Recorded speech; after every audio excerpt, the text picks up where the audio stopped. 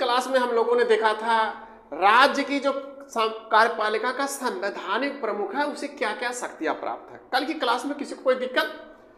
आज की क्लास हम लोग देखते हैं, आज हमें क्या पढ़ना है। संवैधानिक प्रमुख राज्यपाल है, लेकिन हमने आपको बताया था जब संघ की कार्यपालिका हम लोग पढ़ रहे थे तो हमने आपको बताया था कि अनुच्छेद 74 वर्णित है, अनुच्छेद 74 था और साथ में अनुच्छेद 75 भी था। इसमें क्या वर्णित था? संघ के कार्यपालिका का संवैधानिक प्रमुख कौन था? तो राष्ट्रपति था। राष्ट्रपति की सहायता एवं सलाह देने के लिए एक मंत्रिपरिषद होगी जिसका प्रमुख प्रधानमंत्री होगा। हमने कल की क्लास में आपको बताया था कि ये राज्य में भी वही संवैधानिक परंपरा लागू है जो हमारे यहाँ संघ में संवैधानिक परंपरा लागू है। जो संविधान के तहत संघ में व्यवस्था बनाई गई है, संसदीय व्यवस्था, सेम ऐसे ही राज्यों में भी बताया गया है। संघ से संबंधित जो भी चीजें थी हमने बेहतरीन तरीके से उसको समझ लिया था, उसमें किसी को कोई दिक्कत नहीं। हमने आपको कल की क्लास में बताया था कि अगर इन अनुच्छेदों को हमने याद कर लिया है तो हमें राज्य से संबंधित जो अनुच्छेद वर्णित है उन्हें याद करने की जरूरत नहीं है। क्यों नहीं है? तो हमने आपको बताया था कि इसमें अगर 89 जोड़ दिया जाए तो जो आंसर आएगा, जो उत्तर आएगा वो राज्य कार्यपालिका में वर्णित अनुच्छेदों से संबंधित होगा। तो इसको हम लोगों ने ऐसे देखा कि अगर हम जोड़ देते हैं तो इसको तो 163 संघ की कार्यपालिका का वर्णन जो है अनुच्छेद 74 में है। किसका? कि राष्ट्रपति की सहायता एवं सलाह देने के लिए एक मंत्रिपरिषद होगी। हम लोग पढ़ रहे हैं राज्य की कार्यपालिका, तो हमें क्या पढ़ना है? अनुच्छेद 163 और इसमें जब हम लोग जोड़ देंगे 89 तो ये हो जाएगा अनुच्छेद 164। तो हमें आज पढ़ना है अनुच्छेद 163 और अनुच्छेद 164। अर्थात हम कहने का मतलब यह है कि आज की क्लास में हम लोग देखेंगे कि जो राज्यों का संवैधानिक प्रमुख है राज्यपाल, कल की क्लास में हम लोगों ने देखा था इसे क्या क्या शक्तियां प्राप्त है। तो आज की क्लास में हम देखते हैं कि उन शक्तियों के तहत जो अनुच्छेद 163, अनुच्छेद 164, साथ में अनुच्छेद 167 में जो वर्णन है उसके बारे में हम लोग आज विस्तृत चर्चा करेंगे। यहां पर सबसे पहले हम ये देखते हैं कि इनमें जो इन्हें शक्तियां मिली हैं वो देखेंगे। साथ में हम लोग देखेंगे कि पीछे जो पेपर हुए हैं उनमें से कहां से पेपर में प्रश्न बना है इस क्लास के नजरिए से। साथ में हम लोग ये भी देखेंगे कि आगामी पेपरों में कहां से प्रश्न बनने की पूरी संभावना है। इन सब चीजों पर आज की क्लास में हम लोग विस्तृत चर्चा करेंगे। तो आज की क्लास जो हम लोग प्रारंभ करेंगे, हमने कल की क्लास में आपको बताया था कि यह संविधान के भाग 5 में उल्लिखित है राज्य की कार्यपालिका। संविधान का जो भाग 5 है वो उसमें उल्लिखित है राज्य की कार्यपालिका। राज्य कार्यपालिका का संवैधानिक प्रमुख राज्यपाल। राज्यपाल ने क्या किया? अनुच्छेद 163 के तहत इसको यह अधिकार दिया गया कि राज्यपाल, अनुच्छेद 163, इसमें कहा गया कि राज्यपाल के स्वविवेक शक्ति को छोड़ के, राज्यपाल की स्वविवेक शक्ति को छोड़ के, हमने कल की क्लास में बताया था कि राज्यपाल को कुछ स्वविवेक अधिकार प्राप्त हुए, कुछ संविधान प्रदत्त हैं तो कुछ परिस्थिति प्रदत्त हैं। कल की क्लास में हमने आपको बताया था। यदि किसी कारणवश आपको कल की क्लास नहीं पढ़ पाए थे, आप छूट गई थी वो क्लास, तो आप हमारे यूट्यूब चैनल पर आइए। यूट्यूब चैनल हमारा एजुकेशन 101 है। आप वहां पर जाके इसको बेहतरीन तरीके से समझ सकते हैं, किसी भी प्रकार की कोई दिक्कत नहीं होगी। अगर आप यूट्यूब पर हमारा वीडियो देखते हैं, वीडियो पसंद आते तो लाइक करें, साथ में शेयर भी करें, कमेंट भी करें, हम आपके कमेंट का जवाब भी देंगे। और चैनल पर अगर आप नए हैं तो चैनल को सब्सक्राइब करें। तो यहां कह रहा है अनुच्छेद 163 के तहत राज्यपाल के स्वविवेक शक्ति को छोड़ के, इसे भाई संविधान प्रदत्त कुछ अधिकार मिलेगा स्वविवेक, हमने कहा ना कि कुछ परिस्थिति प्रदत्त है और कुछ संविधान प्रदत्त विवेक का अधिकार है। तो कह रहा है कि अगर स्वविवेक शक्ति को छोड़ दिया जाए तो इस राज्यपाल की सहायता एवं सलाह देने के लिए एक मंत्रिपरिषद होगी। सहायता देने के लिए और सलाह देने के लिए क्या होगी? एक मंत्रिपरिषद होगी। और इस मंत्रिपरिषद का प्रमुख कौन होगा? तो मुख्यमंत्री होगा। राज्य का मामला है तो इसका जो है प्रमुख कौन होगा? तो मुख्यमंत्री होगा, अर्थात सीएम होगा। यहां देखिए राष्ट्रपति वाले में सीधे सीधे कहा था कि राष्ट्रपति की सहायता एवं सलाह के लिए एक मंत्रिपरिषद होगी जिसका प्रमुख प्रधानमंत्री होगा। लेकिन यहां क्या करा, थोड़ा सा अंतर है कि राज्यपाल के स्वविवेक शक्ति को छोड़ के, राज्यपाल को जो स्वविवेक की शक्ति अधिकार मिला हुआ उसे छोड़ दीजिए, उसके बाद जो है राज्यपाल के सहायता एवं सलाह देने के लिए एक मंत्रिपरिषद होगी जिसका प्रमुख प्रधानमंत्री वहां संघ वाले में था तो यहां मुख्यमंत्री हो जाएगा। राज्य का मामला तो मुख्यमंत्री हो गया, ये हो गया। उसके बाद अगला बताया गया अनुच्छेद 163 का 2। अनुच्छेद 163 के 2 में क्या है? इसमें कहा गया है कि राज्यपाल जो स्वविवेक से निर्णय लेगा, अभी देखिए यहां कह रहा है ना कि स्वविवेक शक्ति को छोड़ के, तो क्या है कि राज्यपाल स्वविवेक की शक्ति का मामला कह रहा है कि राज्यपाल ने जो स्वविवेक शक्ति से निर्णय लिया है, स्वविवेक से जो फैसला लिया है वो अंतिम होगा। राज्यपाल ने स्वविवेक शक्ति से, स्वविवेक से जो निर्णय लिया है वो क्या होगा? अंतिम होगा और इसे कोर्ट में चुनौती नहीं दी जा सकती। कहां नहीं दी जा सकती? हाई कोर्ट में इसे चुनौती नहीं दी जा सकती। राज्यपाल ने जो स्वविवेक शक्ति से निर्णय लिया है, अनुच्छेद 163 के 2 में क्या उल्लेखित है? राज्यपाल के स्वविवेक शक्ति का उल्लेख है। इसमें यह कहता है कि राज्यपाल ने जो स्वविवेक शक्ति के साथ निर्णय लिया है, स्वविवेक से निर्णय लिया है, वो अंतिम है और इसे कोर्ट में चुनौती नहीं दी जा सकती। अगला कौन सा है? अनुच्छेद 163 का 3। 163 का 3 देखिए यहां उल्लिखित है, क्या है कि राज्यपाल की सहायता एवं सलाह के लिए एक मंत्रिपरिषद होगी। सहायता और सलाह के लिए मंत्रिपरिषद है, ठीक है, लेकिन अनुच्छेद 163 में स्पष्ट तरीके से उल्लेखित कर दिया गया कि जो भी सहायता एवं सलाह दे रही है, कौन दे रहा है? मंत्रिपरिषद। इसकी जांच नहीं की जा सकती कि क्या सलाह दे रही है, या सलाह दिया तो क्या दिया, नहीं, और सलाह क्यों नहीं दिया, या सलाह कब दिया, इन सब चीजों की जांच नहीं हो सकती। तो यहां क्या कहता है कि जो मंत्रिपरिषद ने सलाह दिया या नहीं दिया तो क्या दिया, ऐसे किसी भी चीज की जांच कोर्ट में नहीं हो सकती, हाई कोर्ट में नहीं की जा सकती। अगर आपको अपील करना है, ये स्वविवेक शक्ति जो राज्यपाल स्वविवेक शक्ति प्राप्त अनुच्छेदों में संविधान प्रदत्त, अगर उसके विवेक शक्ति को चैलेंज करना है तो आप सुप्रीम कोर्ट जाइए। हाई कोर्ट में जो है इसके निर्णयों के खिलाफ जो है आप अपील नहीं कर सकते।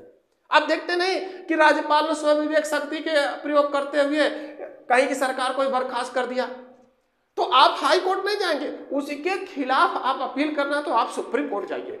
ये हाई कोर्ट में इनकी कोई सुनवाई नहीं होगी। उन्होंने देखा कि राज्यपाल को यह अधिकार प्राप्त है कि वो अपनी सहायता एवं सलाह के लिए एक मंत्रिपरिषद का गठन करेगा। तो अगला अनुच्छेद वर्णित किया गया, अनुच्छेद 164 के 1 में क्या उल्लिखित किया गया? इसमें कहा गया कि जो मंत्रिपरिषद का उपबंध है, मंत्रिपरिषद की व्यवस्था की गई, तो इसमें मंत्रिपरिषद से संबंधित विशेष उपबंध है।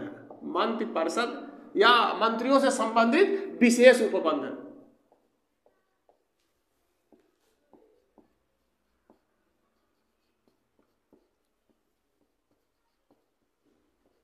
क्या विशेष उपबंध है?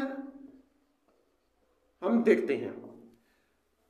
अनुच्छेद 164(1) में क्या कहता है कि राज्यपाल मुख्यमंत्री की नियुक्त करता है। क्या करता है? राज्यपाल मुख्यमंत्री की नियुक्त करता है।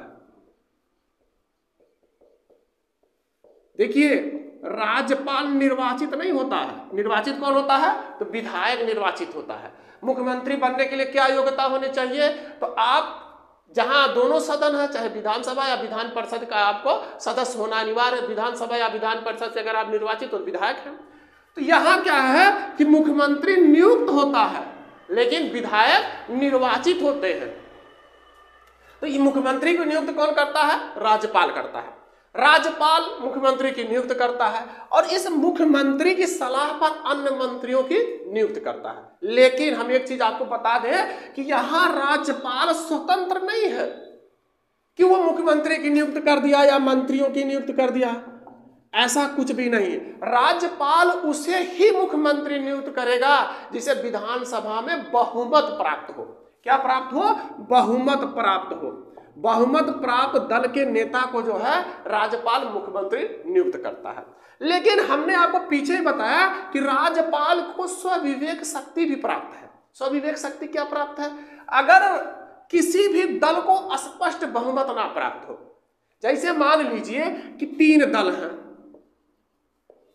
इनको मिल गया 130, इन्हें मिल गई 120 सीट और इनको मिल गया 90, और बहुमत के लिए चाहिए, बहुमत के लिए कितना आंकड़ा चाहिए? जादुई आंकड़ा क्या है? 150। अब देखिए आपके सम्मुख है ना, किसी को भी स्पष्ट बहुमत नहीं प्राप्त है, तो इस समय राज्यपाल क्या करेगा? अपने स्वविवेक शक्ति का प्रयोग करेगा। वो किसी को भी आमंत्रित कर सकता है और आमंत्रित करेगा तो इनसे कहेगा कि आप विधानसभा में बहुमत सिद्ध करिए। हमने पिछली क्लास में बताया था, इसको अच्छी तरह से समझाया था कि इसका एक ज्वलंत उदाहरण कहां था? बिहार वाला। तो राज्यपाल ने क्या किया कि अब स्वविवेक शक्ति का प्रयोग किया और किसी को बुला दिया, लेकिन उनसे कहेगा कि आप बहुमत सिद्ध करिए। या कभी कभी यूं भी हो जाता है कि 2 दलों के बीच गठबंधन होता है, लेकिन उसमें जो है सर्वमान्य नेता नहीं होता। भाई बहुमत प्राप्त दल के नेता को तो ही बनाएगा ये। तो इन सब चीजों को तो हम लोगों ने कल की क्लास में समझ लिया था। यहां राज्यपाल से केवल इतना ही समझना हमें कि राज्यपाल स्वतंत्र नहीं है कि किसी भी व्यक्ति को, जैसे आपको उठा दिया भैया चलिए हम आपको मुख्यमंत्री बनाते हैं, हमें पकड़ के ले गया बनाते हैं मुख्यमंत्री। नहीं, अगर हमें बनाता है तो व्यवस्था, भाई ये तो है ना कि एकाएक कहीं से कोई आके टपक के व्यवस्था बना देगा। व्यवस्था बनाने में समय लगेगा, वो छोड़िए, चलिए हम यहां देखते हैं। तो राज्यपाल यहां स्वतंत्र नहीं है, ठीक है। उसके बाद जो है अब मुख्यमंत्री नियुक्त हो गए, मुख्यमंत्री की सलाह पर अन्य मंत्रियों की नियुक्त कर दिया। विधायकों की संख्या प्रत्येक प्रांतों में अलग अलग है। अब सभी विधायक जब निर्वाचित होते हैं तो वो सोचते हैं कि हमें भी मंत्री पद मिल जाए। मंत्री पद मिलने का मतलब है कि शासन सत्ता के बिल्कुल करीब हो जाएंगे। अगर आप कैबिनेट मंत्री का दर्जा पाते हैं तो आप शासन की नीतियों का संचालन करने में अहम योगदान देंगे। तो सभी विधायकों की चाहत यही होती है कि हमें मंत्री बना दिया जाए, और शासन सत्ता जो चलाने वाला है मुख्यमंत्री, उसके लिए भी दिक्कत होती थी कि हम किसे बनाए और किसे ना बनाए। तो इसके लिए व्यवस्था बनाई गई, संविधान संशोधन किया गया, 51वां संविधान संशोधन। कब किया गया? तो ये 2003 में किया गया, 2003 में। इसमें क्या परिवर्तन हुआ? तो अनुच्छेद 75, हमने आपको बताया था ना पिछली क्लास में, अनुच्छेद 75 में संशोधन किया गया। संशोधन करके क्या जोड़ा गया? उपखंड 1 का जोड़ दिया गया। अनुच्छेद 75 में उपखंड 1 का जोड़ा गया, और इसमें क्या वर्णित किया गया कि भाई ये लोकसभा वाला मामला बन रहा है। अनुच्छेद 75 क्या है? तो लोकसभा का है। तो लोकसभा में स्पष्ट तरीके से वर्णन किया गया कि लोकसभा के सभी सदस्यों का, जो लोकसभा में जितने सदस्य हैं, लोकसभा के सभी सदस्यों का 15% केवल मंत्री बन सकते हैं। हमने पिछली क्लास में देखा था, बेहतरीन तरीके से इसको हम लोगों ने समझा था। लोकसभा के जितने भी सदस्य हैं, वहां राज्यसभा का बात नहीं कर रहा, राज्यसभा के उल्लेख नहीं है, स्पष्ट तरीके से कहता है कि लोकसभा के सभी सदस्यों के 15% से अधिक मंत्री नहीं बन सकते। इसमें भी प्रधानमंत्री सहित पीएम भी इसी 15% में शामिल है। ये नहीं कि 15% के बाद प्रधानमंत्री का नंबर आएगा। लोकसभा के संपूर्ण सदस्यों के 15% मंत्री पद पा सकते हैं। अब राज्यों में भी यही लागू हो गया, लेकिन वहां पर केवल अधिकतम बताया था। लोकसभा के कुल सदस्यों का 15% बन सकते हैं, लेकिन राज्यों में इसे परिवर्तित किया गया, थोड़ा सा इसमें और परिवर्तित किया गया। कहा गया कि जो छोटे राज्य हैं, क्या है? छोटे राज्य, वहां कम से कम 12 मंत्री होंगे। 12 मंत्री कम से कम होंगे और अधिकतम कितने हो सकते हैं? तो विधानसभा के कुल सदस्यों का 15%। किसका? विधानसभा के कुल सदस्यों का 15%, वो भी मुख्यमंत्री के सहित। राज्यपाल ने मुख्यमंत्री की नियुक्त कर दिया, मंत्रियों की नियुक्त कर दिया मुख्यमंत्री की सलाह पर।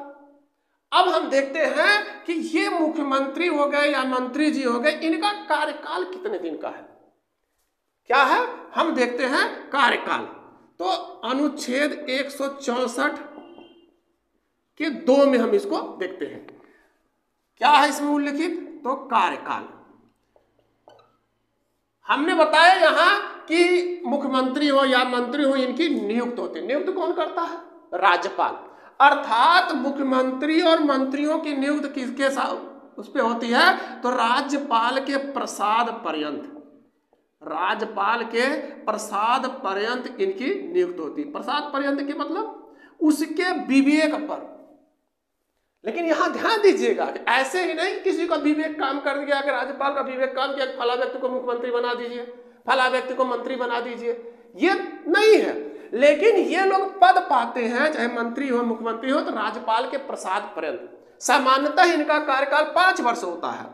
लेकिन अगर ये विधानसभा का बहुमत खो दे, राज्यपाल को ये लगे कि जो सरकार चल रही, वर्तमान सरकार चल रही है, इसने जो है विधानसभा का बहुमत खो दिया है, तो राज्यपाल क्या करेगा कि मुख्यमंत्री को, अर्थात जो सरकार चल रही है उसके बर्खास्त कर देगा। और यहां एक चीज और ध्यान दीजिएगा कि जो ये मंत्रि परिषद है, हमने वहां आपको बताया था कि लोकसभा वाले में, लोकसभा में जो मंत्रि परिषद वो सामूहिक रूप से किसके प्रति उत्तरदायी होती है? तो लोकसभा के प्रति उत्तरदायी होती है। तो यहां जो है राज्यों में मंत्रि परिषद किसके प्रति उत्तरदायी होगी? तो विधानसभा के प्रति उत्तरदायी होगी। और ये सामूहिक रूप से ये चलती है, मंत्रि परिषद सामूहिक रूप से। हमने आपको पिछली क्लास में बताया था कि मंत्रि परिषद जो राज्यपाल की सहायता के लिए गठित हुई है, वो ऐसी नाव है कि साथ तैरती है और साथ में डूबती है। किसी भी मंत्री के विरुद्ध यदि अविश्वास प्रस्ताव पारित हो गया, अविश्वास प्रस्ताव अगर किसी मंत्री के विरुद्ध पारित हो गया, तो संपूर्ण मंत्रिपरिषद को त्यागपत्र देना पड़ेगा। यह नहीं कि फला मंत्री के खिलाफ आया तो उसी को देना पड़ेगा, नहीं, संपूर्ण मंत्रिपरिषद को देना पड़ेगा। मंत्रिपरिषद अगर तैर रही तो साथ में तैरेगी, डूबेगी तो साथ में डूबेगी। इस प्रकार से हम कह सकते हैं कि मंत्रिपरिषद जो है सामूहिक रूप से ही जो है त्यागपत्र देना पड़ेगा। हम देखते हैं कि राज्यपाल ने मंत्रियों की नियुक्त कर दिया। हम देखते हैं राज्यों में मंत्रियों की कितनी श्रेणी है, राज्यों में मंत्रियों की श्रेणी कितनी है? तो इनकी 3 श्रेणी है। कौन कौन सी? तो एक कैबिनेट मंत्री, कैबिनेट मंत्री, या इन्हें कहा जाता है मंत्रिमंडल भी, मंत्रिमंडल। कैबिनेट मंत्री या मंत्रिमंडल। दूसरे कौन है? राज्य मंत्री, राज्य मंत्री। राज्य मंत्री की 2 कैटेगरी है, एक स्वतंत्र प्रभार और एक राज्य मंत्री है। एक स्वतंत्र प्रभार राज्य मंत्री है और केवल एक राज्य मंत्री है। तीसरे कौन है? एक उपमंत्री है। कैबिनेट मंत्री सरकार की नीतियों का संचालन करते हैं। सरकार का जो भी फैसला होगा, सरकार जो भी करना चाहेगी, किसी से सलाह मशविरा करेंगे तो कैबिनेट मंत्री, अर्थात सरकार की नीतियों के संचालन में अहम योगदान जिनका होता है कैबिनेट मंत्री। आप लोग देखते नहीं, कहते हैं कि ये कैबिनेट का फैसला है या कैबिनेट की बैठक चल रही है, तो जो भी निर्णय लेना होता है सरकार के शासन सत्ता का संचालन में, तो ये कैबिनेट मंत्री लेते हैं। इन्हें स्वतंत्र विभाग प्राप्त है कैबिनेट मंत्री को। और राज्य मंत्री जो होते हैं, जैसे अगर इन्हें स्वतंत्र प्रभार प्राप्त है तो इन्हें कोई स्वतंत्र रूप से विभाग दे दिया गया। राज्य मंत्री 2 क्वालिटी है, 2 कैटेगरियां हैं। एक स्वतंत्र प्रभाव, अर्थात इनको स्वतंत्र रूप से विभाग दे दिया गया, और एक राज्य मंत्री है। राज्य मंत्री का कार्य क्या है कि किसी कैबिनेट मंत्री या स्वतंत्र प्रभार राज्य मंत्री के सहायतार्थ इन्हें मंत्री बना दिया गया। और उप मंत्री का क्या कार्य है? तो ये कैबिनेट मंत्री और राज्य मंत्री की सहायता के लिए ये पद सृजित किया गया है, ये पद प्राप्त करते हैं। कैबिनेट मंत्री और राज्य मंत्री की सहायता करने वाले जो मंत्री होते हैं वो उप मंत्री, अर्थात इन्हें स्वतंत्र विभाग प्राप्त नहीं होता है। यहां से एक चीज और ध्यान दीजिएगा कि कैबिनेट मंत्री, राज्य मंत्री और उप मंत्री, इन तीनों के सामूहिक रूप से अगर वर्णन करना हो, इन तीनों को सामूहिक रूप से कहना हो तो इन्हें मंत्रिपरिषद कहा जाता है। तीनों के सामूहिक बैठक है, तीनों अगर सामूहिक रूप से एकत्रित हो तो ये मंत्रिपरिषद है। और अगर केवल कैबिनेट मंत्री का वर्णन है तो ये मंत्रिमंडल है। हमने यहां देखे लिख भी दिया, मंत्रिमंडल है। इस प्रकार से एक पेपर में प्रश्न बनता है कि मंत्रिपरिषद बड़ा है या मंत्रिमंडल, तो आप स्वतः बताइए कौन बड़ा है। बिल्कुल, आकार में तो मंत्रिपरिषद बड़े है, मंत्रिमंडल छोटा है। आकार में मंत्रिपरिषद बड़ी है और मंत्रिमंडल छोटा है, लेकिन शक्ति के मामले में मंत्रिमंडल बड़ा है। भाई निर्णय तो इसी को लेना है ना, जो भी फैसला लेगा यही लेगा ना। तो मंत्रिमंडल बड़ा है शक्ति के मामले में और मंत्रिपरिषद शक्ति के मामले में छोटा है, लेकिन आकार के मामले में मंत्रिपरिषद बड़ा है और मंत्रिमंडल छोटा है। वो एक है नहीं कि हर चमकता चीज सोना नहीं होता, कोई जरूरी नहीं कि आप बड़े हैं तो आपके पास सब भी पावर है, ना ना ना। यहां देखिए छोटा है लेकिन सब पावर इसी के अंदर में है। मंत्रियों के नियुक्त हो गई। अब हम देखते हैं कि मंत्री जो अभी है इनको कार्यकाल भी हम लोगों ने देख लिया, मंत्रियों की कैटेगरी भी देख लिया। अब हम देखते हैं कि ये जो मंत्री बनते हैं इन्हें शपथ कैसे दिलाई जाती है, तो इसका वर्णन अनुच्छेद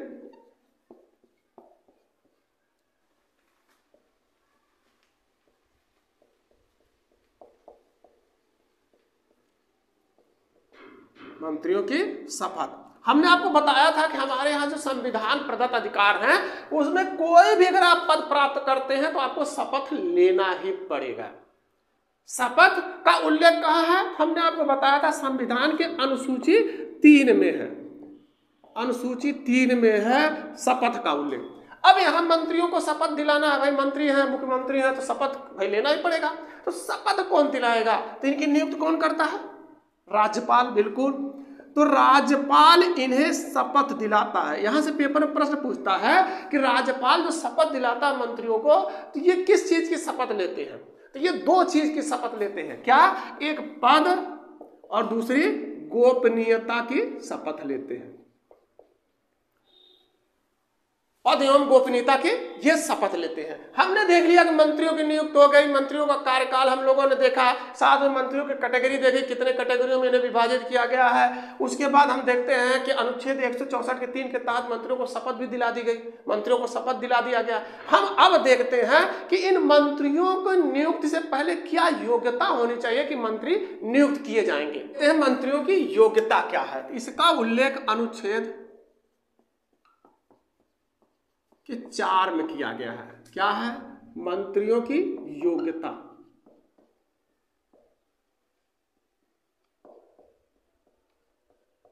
देखिए योग्यता, मंत्रियों की योग्यता हम देख रहे हैं, हम विधायकों की योग्यता नहीं देख रहे हैं। हम लोग कल की क्लास में जब देखेंगे, जब विधानसभा को पढ़ेंगे तो हम देखेंगे विधायक चुनने के लिए क्या योग्यता होनी चाहिए। यहां हम सिर्फ ये देख रहे हैं कि जो मंत्री पद प्राप्त कर रहे हैं उनकी क्या योग्यता होनी चाहिए। तो जो विधायक पहले से ही बने हुए हैं भाई, उनकी जो योग्यता है, भारत का नागरिक हो, पागल दीवारियाना हो, जो भी है, हम लोग कल की क्लास में देखेंगे। तो यहाँ मंत्रियों की योग्यता में क्या है कि जिस राज्य में, जैसे कहीं किसी राज्य में विधानसभा और विधान परिषद दोनों है, तो ये मंत्री विधानसभा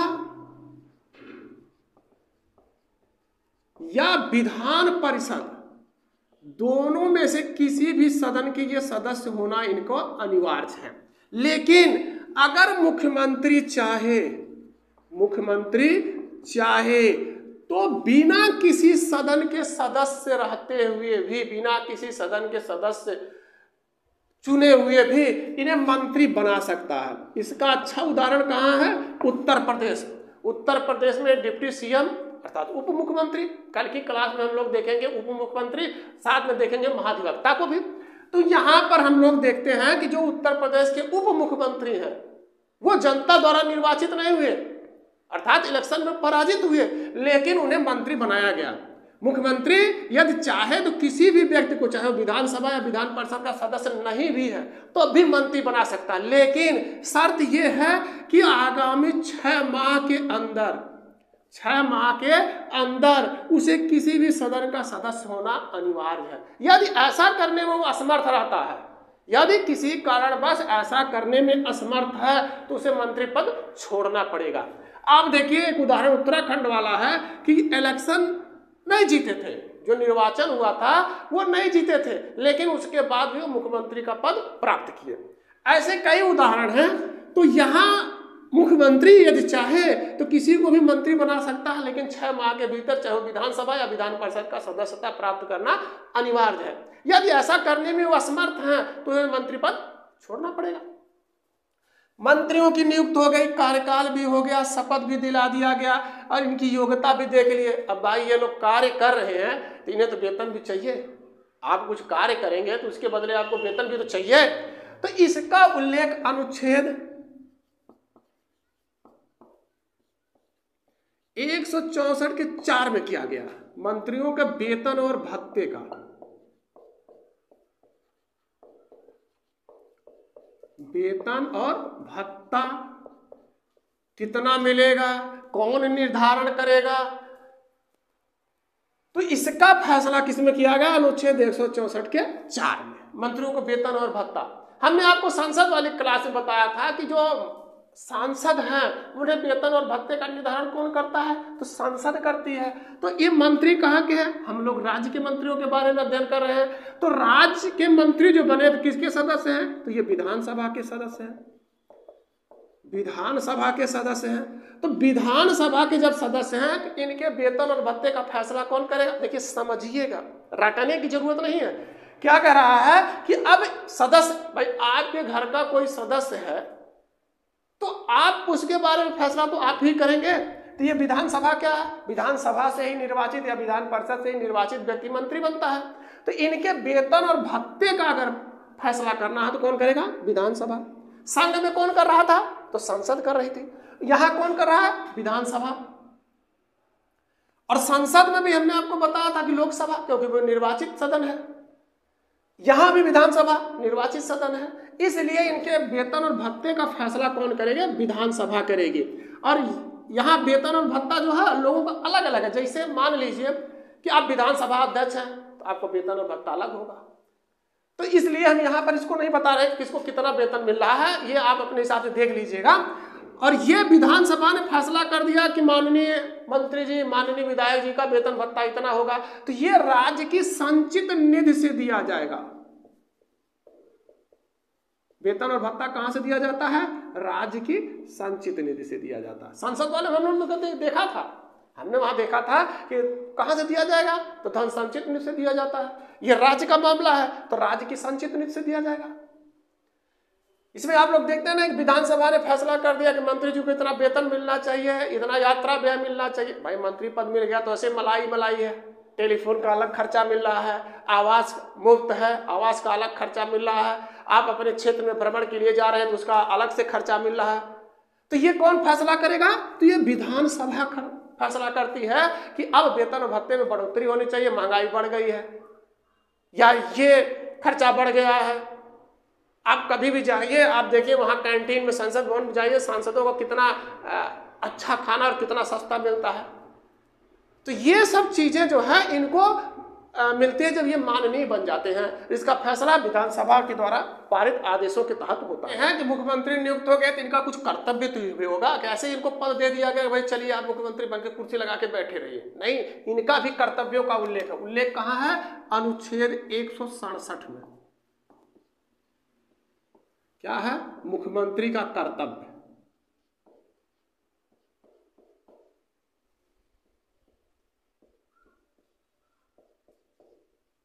कुर्सी मिल गई लेकिन सुकून नहीं है कि बैठ के केवल मौज मस्ती करिए। भाई पावर है, अच्छी बात है, लेकिन उसके बाद भी शासन सत्ता सुचारू ढंग से चलनी चाहिए। तो इसका उल्लेख क्या है कि मुख्यमंत्री का कर्तव्य उल्लेखित कर दिया गया अनुच्छेद 167 में। क्या कर्तव्य है कि मुख्यमंत्री को नियुक्त कौन करता है? तो राज्यपाल करता है।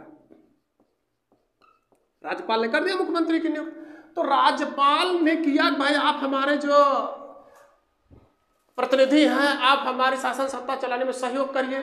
अब इसने क्या किया भाई, संवैधानिक पद है, अब तो सब कुछ ये देखेगा नहीं, इसने नियुक्त कर दिया मुख्यमंत्री को। मुख्यमंत्री की अब जिम्मेदारी क्या बनी कि प्रशासन से संबंधित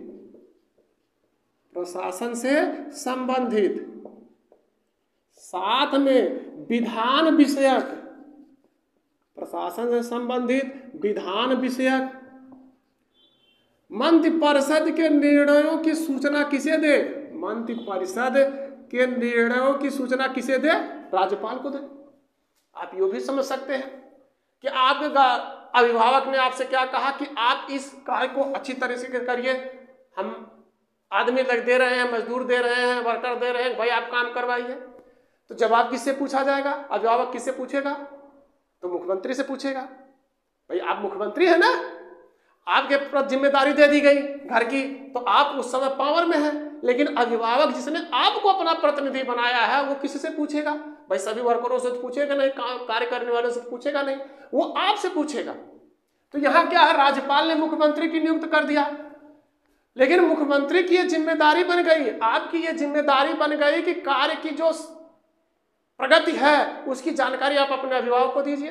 अभिभावक नहीं है, लेकिन संवैधानिक रूप से मुख्यमंत्री का अभिभावक ही है। तो ये मुख्यमंत्री का कर्तव्य है कि प्रशासन से संबंधित या विधान विषयक कोई भी निर्णय मंत्रिपरिषद का, उसकी सूचना राज्यपाल को दे। और क्या है कि राज्यपाल ने ऐसी कोई भी सूचना मांग ली, आपका अभिभावक ने आपसे कोई सूचना मांग ली, तो आपकी जिम्मेदारी है कि आपको सूचना देना। तो राज्यपाल कोई भी सूचना मांग ले तो मुख्यमंत्री से ही मांगेगा। सूचना कौन देगा, तो मुख्यमंत्री देगा। मुख्यमंत्री का कर्तव्य है कि जो भी राज्यपाल सूचना मांगे उसकी जानकारी देना है।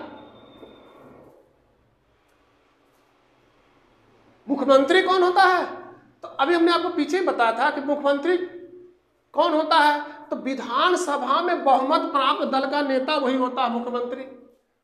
मुख्यमंत्री का कार्य क्या है, तो मुख्यमंत्री मंत्रिपरिषद का अध्यक्ष होता है। भाई मुख्यमंत्री मंत्रिपरिषद का अध्यक्ष होता है, साथ में कैबिनेट की बैठक होती है, अर्थात मंत्रिमंडल की जो बैठक होती है, मंत्रिमंडल की बैठकों की अध्यक्षता करता है। और क्या है कि अगर मंत्रिपरिषद को भंग करना है तो इसका परामर्श राज्यपाल को देता है। राज्यपाल को परामर्श भी देता है कि अब मंत्रिपरिषद को भंग कर दिया जाए। मंत्रिपरिषद को भंग करने का परामर्श राज्यपाल को देता है। कौन देगा, मुख्यमंत्री देगी। मुख्यमंत्री मंत्रिपरिषद को भंग करने का परामर्श देता है, कैबिनेट की बैठक की अध्यक्षता करता है, मंत्रिपरिषद का अध्यक्ष होता है। सरकार के नीतियों की घोषणा करने वाला कौन है, सरकार की नीतियों की घोषणा कौन करेगा, नीतियों की घोषणा मुख्यमंत्री करेगा। नीतियों की घोषणा भी मुख्यमंत्री करेगा। कैबिनेट की बैठक की अध्यक्षता करता है, मंत्रिपरिषद का अध्यक्ष होता है, राज्यपाल को मंत्रिपरिषद भंग करने का परामर्श देता है। तो ये मुख्यमंत्री के कुछ कर्तव्य हैं। मुख्यमंत्री ने दे दिया परामर्श राज्यपाल को, विधानसभा भंग कर दीजिए, विधानसभा भंग कर दीजिए। इस प्रकार से नई शासन सत्ता अब आएगी। विधानसभा को भंग करने का परामर्श कौन देता है, तो भाई मंत्रिपरिषद देगी, मुख्यमंत्री देगा। किसे देगा, राज्यपाल को। ये तो हो गया। अब हम देखते हैं कि भारत में कौन से ऐसे मुख्यमंत्री हैं जिनके नाम कुछ रिकॉर्ड हैं। ये पेपर में कभी कभी प्रश्न पूछता है कि भारत का प्रथम महिला मुख्यमंत्री कौन है, तो हम उसको देखते हैं। महिला मुख्यमंत्री, भारत की प्रथम महिला मुख्यमंत्री,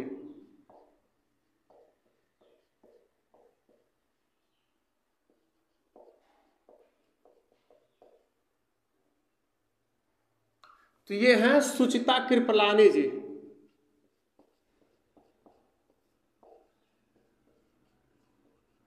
सुचिता कृपलानी कहाँ की मुख्यमंत्री थी, तो ये उत्तर प्रदेश की। उत्तर प्रदेश से सर्वप्रथम महिला मुख्यमंत्री के रूप में सुचिता कृपलानी जी ने शपथ लिया, जो भारत में प्रथम महिला मुख्यमंत्री के रूप में शपथ लिया। या पेपर में पूछता है कि भारत की प्रथम दलित महिला मुख्यमंत्री अर्थात एससी वर्ग से दलित महिला मुख्यमंत्री, महिला मुख्यमंत्री, तो ये है सुश्री मायावती जी। सुश्री मायावती जी कहाँ की मुख्यमंत्री थी? तो ये भी उत्तर प्रदेश की ही मुख्यमंत्री हैं। अब है नहीं इसमें, पहले थी। तो सुश्री मायावती जी भी उत्तर प्रदेश का प्रतिनिधित्व कर रही थी। किस वर्ग से? एससी वर्ग से। दलित वर्ग की प्रथम महिला मुख्यमंत्री सुश्री मायावती जी। या यहाँ से पेपर में प्रश्न पूछता है कि भारत का सर्वाधिक लंबे कार्यकाल वाला मुख्यमंत्री, सर्वाधिक लंबे समय तक मुख्यमंत्री, लंबे कार्यकाल का मुख्यमंत्री, कार्यकाल वाला मुख्यमंत्री, तो ज्योति बसु ये कहाँ के थे? तो ये पश्चिम बंगाल के मुख्यमंत्री थे। सर्वाधिक लंबा कार्यकाल इन्हीं का था। सबसे लंबे समय तक शासन सत्ता अर्थात मुख्यमंत्री के पद पर नियुक्त रहने वाले व्यक्ति कौन थे? तो ज्योति बसु थे। आज की क्लास में बस इतना ही। हम लोग मिलते हैं कल की क्लास में महाधिवक्ता, और साथ में हम लोग देखेंगे उप मुख्यमंत्री को। तो मिलते हैं हम लोग कल एक बेहतरीन क्लास के साथ।